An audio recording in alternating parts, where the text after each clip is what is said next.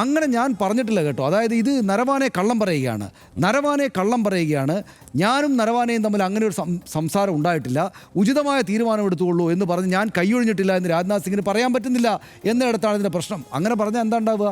ആരാണ് നരവാനെ ഹർഷ?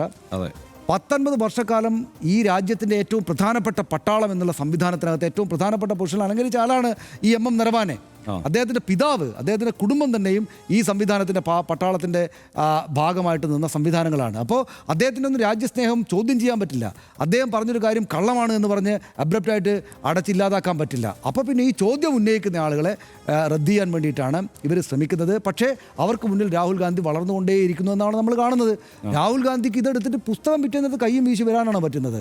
ഞാൻ എൻ്റെ പട്ടാള മേധാവിയെ ആയിരുന്നയാളെ വിശ്വസിക്കുകയാണെന്ന് ഇന്നും അദ്ദേഹം പറഞ്ഞു. എങ്ങനെയാണ് ഈ കാര്യങ്ങൾ? അതായത് ചോദ്യം ചോദിക്കുന്ന രാഹുൽ ഗാന്ധിയെ പുറത്താക്കിയാലും ചോദ്യം അവശേഷിപ്പിച്ചുകൊണ്ടാണ് അദ്ദേഹം പുറത്താകുന്നത് എന്നതാണ് നമ്മളിപ്പോൾ കാണുന്നൊരു കാര്യം.